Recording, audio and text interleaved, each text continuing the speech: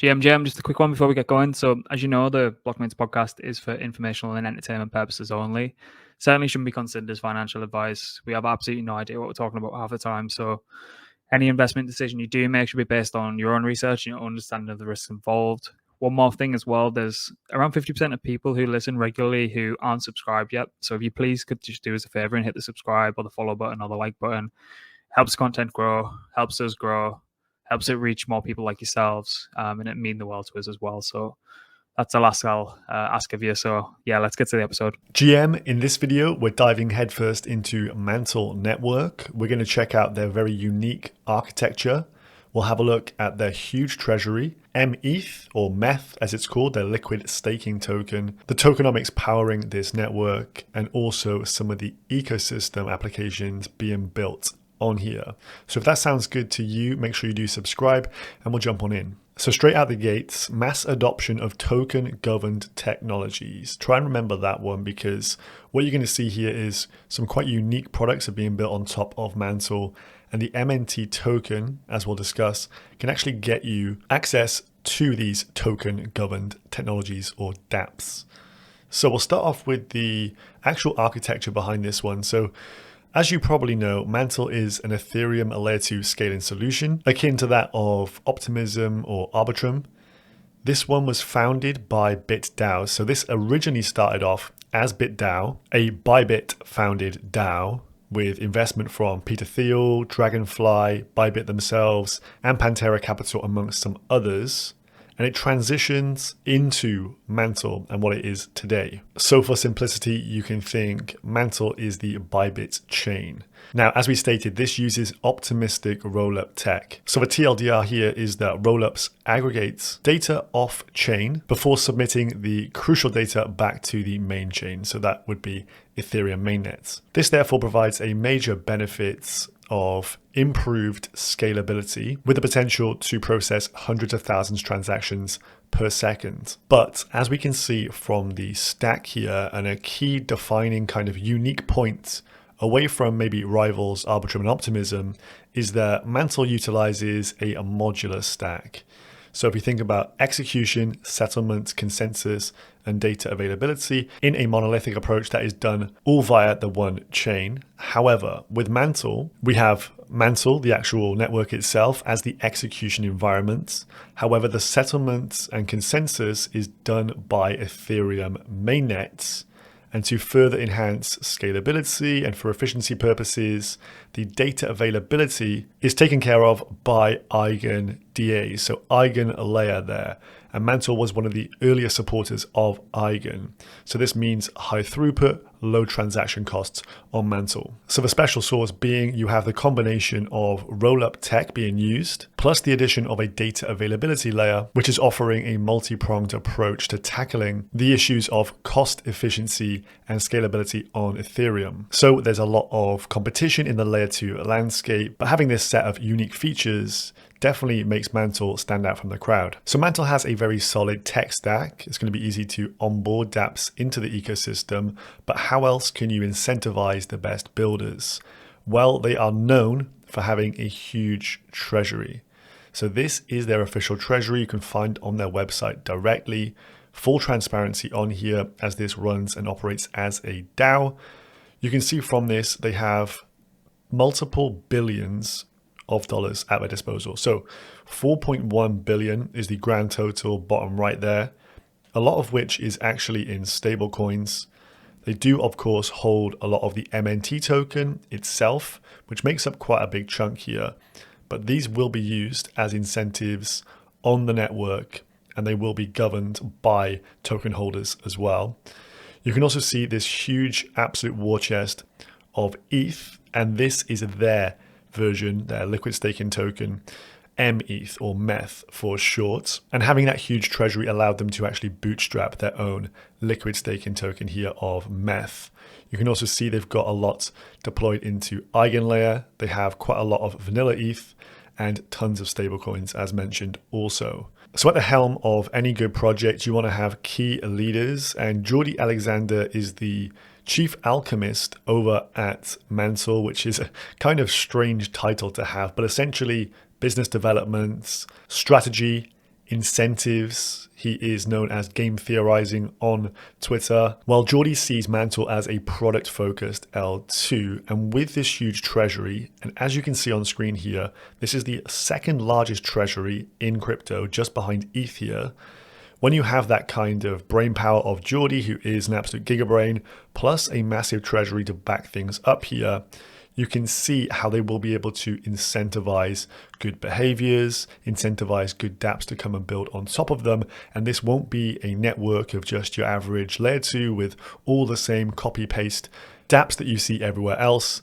They're getting good builders in and some really unique products on this chain. So I think what you'll find is that the business development over at Mantle really does set it apart from the competitors. And you can see the treasury here, 73 mil in stablecoins, majors, almost $1 billion there.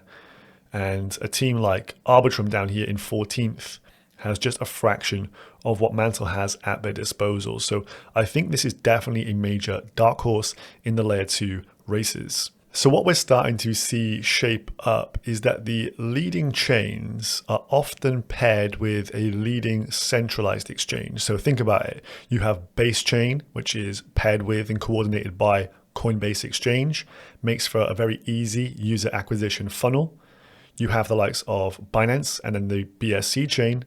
And here we have ByBit, which is a very popular kind of rest of world, maybe outside of some of the Western countries. But in areas like Asia, for example, ByBit is the biggest exchange. And so it has this direct support to its own layer 2 of Mantle. So what is very interesting here is that ByBit can funnel users into the Mantle L2. You can bridge from ByBit directly into Mantle, and vice versa as well. And so I think this is a key piece to the potential success of Mantle. We know that ByBit already has huge user numbers, and during a bull market that will expand greatly as well. And so you can see that the numbers that can come into the Mantle chain and utilize these various dApps could be rather tremendous. And then, of course, you have that paired with a huge treasury, incentivization, and the cogs really start to piece together. Now, in terms of bridging, this is the official mainnet bridge. The mainnet is up, Mantle, the layer 2 is live and kicking and doing really well. So you can bridge directly through this mainnet bridge. So this will take you from Ethereum mainnet into the Mantle layer 2 environment. So this is where you would deposit MNT from Ethereum into the Mantle network. Now, the reason why you will want to deposit MNT first into the Mantle network is due to the fact that Mantle Network actually operates with MNT, the Mantle token, as its gas token. That is one of its main utilities. So MNT is the gas token of Mantle, unlike on Arbitrum Optimism, where ETH is the gas token, MNT has that role here. You can pick up MNT on the likes of Uniswap on mainnet, KuCoin, ByBit, and a load of Asian-centric exchanges as well. And you can also utilize a partner here in Stargate Finance and transfer funds from different networks. As example here, I've got Arbitrum up. You could bridge across some USDC from Arbitrum into Mantle L2. And if you used Stargate before, you can specify you need gas on destination. So as an example, you'd plug in one Mantle token here, MNT, and you'd have gas then for numerous transactions on Mantle L2. So the key first product that they launched here on Mantle was Mantle LSP, the liquid staking provider of Ethereum for Mantle itself, which is METH. So Mantle ETH, METH, or Meth as it's also known, which in my mind is a very good kind of memeable name. It's very memorable in a sea of liquid staking tokens that are out there. But what they were able to do with their huge treasury was bootstrap the starting up of their own non-custodial ETH liquid staking protocol, Meth. As you can see, 476,000 ETH was staked and Meth minted as a result of that. So with a liquid staking token, you get a receipt token of your staked position, and then you can utilize that token across the DeFi landscape. Meth is well integrated across DeFi apps, and it acts as a real centerpiece on the Mantle L2, and it is even used in lieu of actual ETH on many dApps. So you can see the kind of incentivization is use Meth on Mantle L2, and that way, because it's receiving the staking rewards, you've kind of got these building blocks in play where whatever you're doing with Meth or Mantle, you're always earning and receiving yield, which is a key point that Jordy has tried to drum home on many occasions on podcasts. So meth.mantle.xyz is the dApp here where you can convert your ETH into METH or Meth. Now, one of the common misconceptions out there, yes, this is a custom built stack. I think people conflate between Mantle and Manta. Manta is the one that uses Lido's ST-ETH. Mantle has created its own stack here with Meth. It has been fully audited. They've put their money where their mouth is, as we saw on the Treasury earlier, deployed a ton of ETH in here. And the team have thought about some very clever ways to further incentivize people to use METH on the layer 2. Now, if you want to convert some of your Ethereum from mainnet into METH, you have two options here. So you plug in the amount you wish to convert into METH, the liquid staking token. This would just mint it into METH on mainnet itself. However, if you would like to bridge it directly into Mantle's L2, tick this across and it will concurrently stake your ETH on mainnet and give you the METH equivalent 0.967374 on the Mantle L2. Plus incentivization galore here, eigenlayer points for Meth on L2. So they want you to have your Meth on L2, and as it states on here, they've got around 100,000 METH staked with eigenlayer, and they're distributing 80% of those points to holders of METH on Mantle's L2. So you can see from that incentive, you want to get your METH on the L2, and you can accrue a ton of eigen points through utilizing this. Now, as you can also spot on here, 1 ETH gets you 0.96 due to the fact METH accrues the actual value of the staking rewards to itself. So of course the two won't be in total parity there, as this METH will be more valuable than 1 ETH and will continue to grow over time. Now, further showcasing this is a product focused layer 2, Mantle has a key partnership here with Ondo Finance. Ondo, known for their real world assets, and their stablecoin, which is USDY, which accrues via the yield-bearing instruments of US Treasuries around a 5% annual reward rate. So a stablecoin with T-bill yield is available on Mantle L2. So again, another yield-bearing token, very interesting indeed. Great for DeFi builders out there and strategists alike. Now, this was obviously quite a big undertaking. Again, Mantle's Treasury has become very useful here due to the fact if you wanted to get USDY from Ondo, you have to go through KYC, jump through a lot of hoops, takes many weeks to do that. So as the average normie investor, you're probably not going to want to do that. But Mantle abstracts that away by them fronting a load of dollars, getting those dollars into USDY via Ondo Finance, via that partnership. And once those are liquid on the network, you can actually just interact with USDY on Mantle without KYC. So they took away that issue for the end user, which I think is very smart indeed. So a bit of further explanation to this, USDY and MUSD, so Mantle USD. What is the difference between these two? Well, essentially, via this Ondo converter here, on Mantle L2, you can convert USDY into MUSD.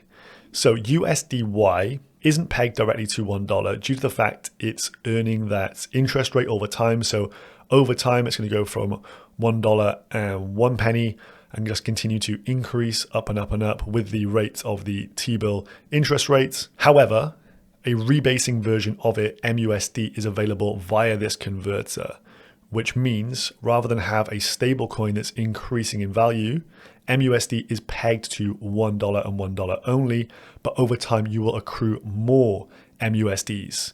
So say you've got 10,000 MUSD on day 1, on day 2, maybe you've got 10,002 MUSDs, day 3, 10,005, and so on and so forth. So MUSD is going to be incorporated broadly across the ecosystem on Mantle. I think it's very helpful for products to actually integrate it by having the rebase mechanism.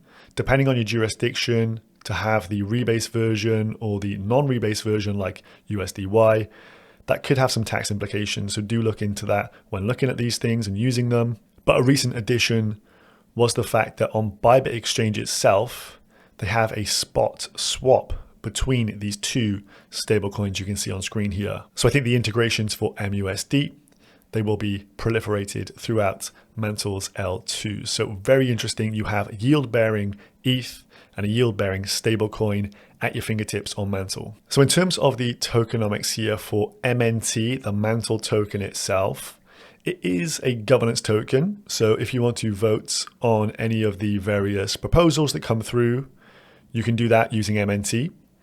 You can see via what we've already spoke about, the gas token for Mantle Network is MNT. So unlike Optimism, Arbitrum, where they use ETH, MNT is the direct utility token, the gas token on Mantle, which means that everyone who comes and uses this L2 will have to hold some, which I think is good for price appreciation of the token.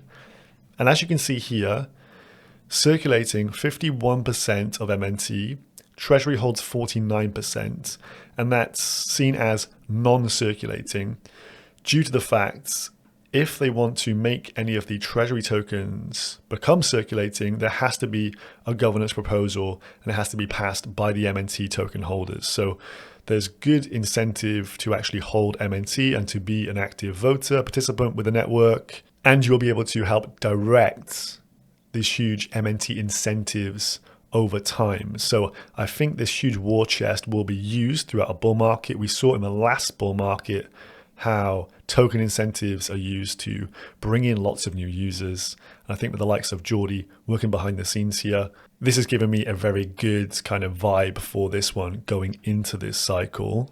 Then further to this, MNT can be locked to earn various network tokens for dApps coming to Mantle L2. So if you come and lock here, lock your MNT in, you can see almost 22 million have been locked so far, just 12,800 participants. So think of this as like a bit of a staking program, maybe Atom of last cycle as an easy observation. If you wanted to, for example, earn some MISO, a leading DeFi borrow lend protocol here, you can get involved here up to June 3rd. And the more MNT you're able to lock, the more tickets, lottery tickets you would get, and you potentially will earn a good chunk of the MISO token. There's also various applications within which you can use MNT as collateral in DeFi as well. So quite a few use cases for MNT, certainly more than the likes of OP and ARB. So on screen here, you can see the state of play for the Mantle ecosystem as of the end of Q1 2024. Tons of protocols have launched, tons of integrations with known developers and teams out there. So a lot of tooling available on Mantle. If you then look on DeFi Llama, this chain has $336 million of TVL thus far, and the chart also looks pretty bullish. Some of the leading protocols on here, Pendle, Init Capital, Merchant Mo, and they've also got some of their kind of in-house built dApps as well I want to show you here. So let's have a little look into the ecosystem. Do note as well, if you go through the dApp page on the websites, you can see some of these kind of featured ones. You may also see through some of the literature showcase tag. Showcase means that the project has been vetted and the founders are doxed to the actual Mantle Network team. So people like Jordy would have vetted them. And so this has meant there hasn't really been any rugs on Mantle L2, as there is a lot of due diligence being done behind the scenes. So here we find ourselves at the Meth lab. So there's various areas you'll want to come and check out on here. Puff, the kind of leading mascot for Mantle L2, a bit of a meme coin, but obviously will have some real use and utility as well.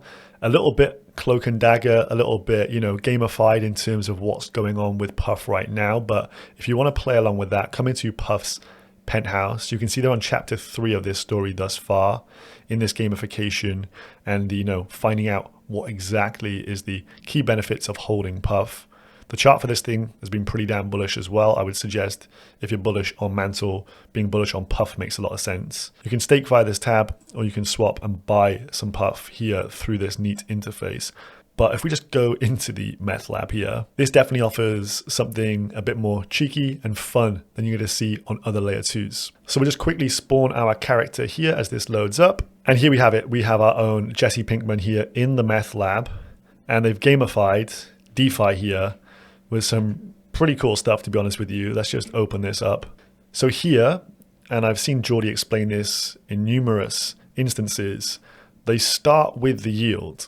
So if you want to use this, and essentially you're doing some DeFi actions, but in a fun manner, he starts with the yields and then works backwards from there as to the calculation that needs to be done and the actions that need to be taken here. So what he's got on here is a safe lab. So if you want 20% APR on your position, so you would put down an asset to supply, you choose your threshold for that APR. So say you want to go with the more safe one, not the DGen one, which is 60%. Pretty simply just follow through the instructions on here. And as it states, you choose how much yield you want on your supplied asset. So supplied asset here, USDC. The higher you choose, the more competitive will be the reserve price you will have to set, at which you risk the borrower walking away and leaving you with the collateral. So if you want to supply assets or borrow, you can do that directly through the lab in here. If we just go into MNT station as well, you can see you can utilize your MNT tokens to also get involved with a gamified experience.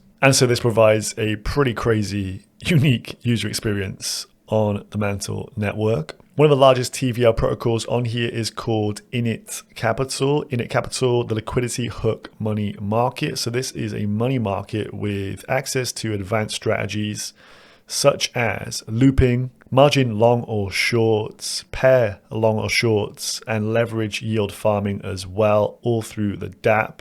Do check this one out in your own time, as there are lots of possibilities with this and potentially the opportunity to farm some other protocols that are out there. Trader Joe deployed merchant mode directly onto Mantle. So not the Trader Joe brand, but a bit of a spin-off, a sister merchant mode here, where you can come and use the liquidity book, get involved, you can trade, you can also pull your assets into some LP pools here. And as one of the biggest revenue generators on the Mantle L2, you can also stake your Mo tokens. So Mo, not Joe. Mo tokens can be staked to earn some of the yield from this protocol. But again, a huge team in Trader Joe, one of the best teams in the DEX landscape out there. They chose to come and build on here, which I think is a very good signal for Mantle. So finally, to leave things off here, we have a few articles over on blockmates.com, one of which is this one that Emery posted. And I think this is a really good one because it goes into 5 products live on Mantle, Athena, Pendle, Intentex, Catizen, and Meth, and how you can get involved with points, airdrops, and more, and really maximize your yields from those. So the strategies required posted in this article. So a lot of alpha in this one. Make sure you do check that one out. But final thoughts, I think Mantle Layer 2 offers a very unique proposition.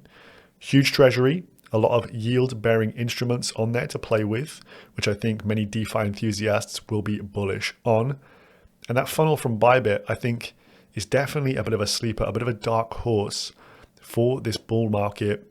And I can see that Mantle has a lot of real talking points that could push this definitely into the upper echelons of the likes of your Arbitrums, your Optimisms, and beyond. So very bullish on Mantle here. Definitely one to keep an eye on with. Definitely one to use some of the dApps in this network, because if this does really take off, of course, a lot of those dApps will go flying with this. So check it out. Check out the articles. Subscribe to the channel.